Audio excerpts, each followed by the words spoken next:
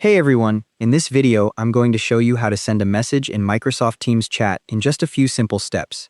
Start by clicking into the message composition box at the bottom of your chat window to activate it.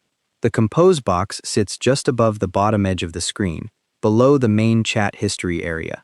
Once you click into it, you'll see a blinking cursor appear inside the box, letting you know it's ready for you to start typing. The box will remain focused until you either send your message or click elsewhere on the page.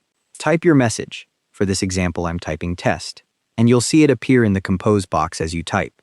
Each character shows up immediately as you press the keys, and the text flows naturally inside the box. The compose box expands slightly to accommodate longer messages if you keep typing. If you make a mistake, you can use backspace to delete characters and retype them before sending. Once you've finished typing your message, click the send button on the right side of the compose box to send it. The send button sits at the right edge of the compose area, usually with a paper plane or arrow icon to make it easy to spot.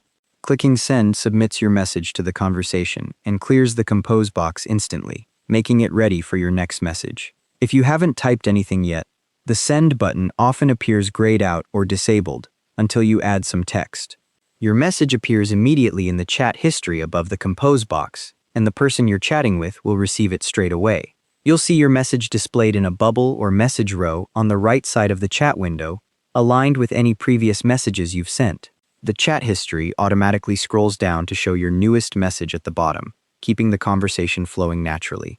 The timestamp appears next to your message, showing exactly when it was sent. If you want to format your message before sending, click the format icon below the compose box to access bold text, bullet points, and other formatting options. You can also add a subject line to make important messages stand out in busy chats. To react to someone else's message, hover over it and click the emoji icon that appears, or click reply to respond inline and keep the conversation threaded. And that's how to send a message in Microsoft Teams chat. Thanks for watching. Hope this helped.